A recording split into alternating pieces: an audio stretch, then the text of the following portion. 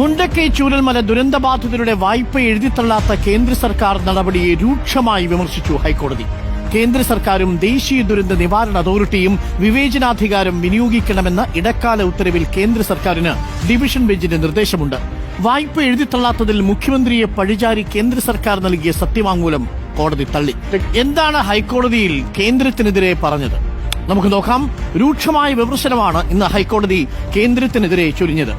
ഏറ്റവും പ്രധാനപ്പെട്ട കാര്യം നോക്കൂ, ആ പ്രയോഗം തന്നെ ഷൈലോക്കിന്റെ ഹൃദയശൂന്യത എന്നാണ് ഹൈക്കോടതി നടപടിയെ വിശേഷിപ്പിച്ചത്. കേന്ദ്ര സർക്കാരും ദേശീയ ദുരന്ത നിവാരണ അതോറിറ്റിയും വിവേചനാധികാരം വിനിയോഗിക്കാത്തതെന്ത് ഹൈക്കോടതി ചോദിക്കുന്നു.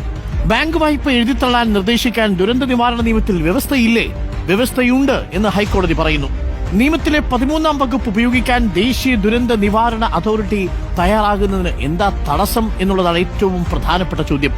ഉത്തരവാദിത്വത്തിൽ നിന്ന് കേന്ദ്രവും ദേശീയ ദുരന്ത നിവാരണ അതോറിറ്റിയും ഒഴിഞ്ഞുമാറുകയാണ് എന്ന രൂക്ഷമായ വിമർശനമാണ് ഹൈക്കോടതി ഉയർത്തിയത്. വായ്പ തിരിച്ചുപിടിക്കാൻ ശ്രമിക്കുന്ന ബാങ്കുകളുടെ നടപടി ഹൃദയശൂന്യതയാണെന്ന് പറയുന്ന കോടതി പറയുന്നു അത് ഷൈലോക്കിന്റെ ഹൃദയശൂന്യതയാണ് എന്ന് ഉപമിക്കുകയും ചെയ്യുന്നു. വെനീസിന്റെ വ്യാപാരിയിലെ പിശുക്കനായ ഷൈലോക്കിന്റെ ഹൃദയശൂന്യതയല്ലേ ഈ ബാങ്കുകൾ കാണിക്കുന്നത്? എല്ലാം നഷ്ടപ്പെട്ടു നിൽക്കുന്ന, സർവവും നഷ്ടപ്പെട്ട മനുഷ്യരുടെ മേൽ വീണ്ടും വായ്പയുടെ കുടിശ്ശിക ചുമത്തുന്നത് ഷൈലോക്കിന്റെ ഹൃദയശൂന്യതയാണ് എന്നാണ് പറഞ്ഞത്. കേന്ദ്ര സർക്കാർ ക്ഷേമരാഷ്ട്രത്തിലെ ഭരണനിർവഹണ ചുമതല നിർവഹിക്കുമെന്ന് കരുതുന്നു. ജീവിതവും വരുമാനവും നഷ്ടപ്പെട്ടവരെ സഹായിക്കാൻ കേന്ദ്ര സർക്കാർ മുന്നോട്ട് വരണം. എഴുതിത്തള്ളേണ്ടത് അത്ര വലിയ തുകയൊന്നുമല്ലല്ലോ. കേരള ബാങ്ക് 4.98 കോടി രൂപയുടെ വായ്പ എഴുതിത്തള്ളിയില്ലേ? കോവിഡ് കാലത്ത് താൽക്കാലികമായി ജീവിതം തടസ്സപ്പെട്ട സാഹചര്യമല്ല വയനാട്ടിലേത്.